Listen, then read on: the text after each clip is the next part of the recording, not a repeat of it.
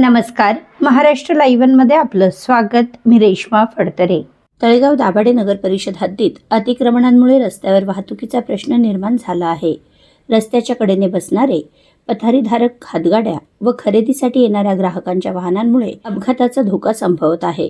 या संदर्भात तळेगाव दाभाडे नगर परिषदेचे नगराध्यक्ष संतोष दाभाडे पाटील व सर्व प्रभागांचे नगरसेवक यांनी एकमताने ही अतिक्रमण हटवावीत अशी मागणी केल्याने मुख्याधिकारी गिरीश दापकेकर यांच्या आदेशानुसार मंगळवार दिनांक 10 मार्च रोजी दुपारी 12:30च्या सुमारास तळेगाव दाभाडे नगर परिषदेच्या वतीने अतिक्रमण निर्मूलन मोहीम राबवण्यात आली.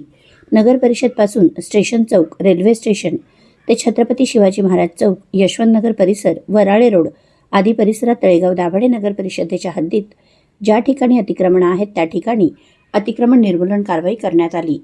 विशाल मिंड अतिक्रमण निर्मूलन पथक प्रमुख, वीरेंद्र नारगुंडे, गणेश कोकाटे, अभिषेक शिंदे आदी नगर परिषदेचे सर्व विभागाचे कर्मचारी तसेच स्त्री आणि पुरुष सफाई कामगार या कारवाईत सामील झाले होते. यासाठी एक जेसीबी, 3 ट्रॅक्टर आदी वाहनांचा वापर करण्यात आला.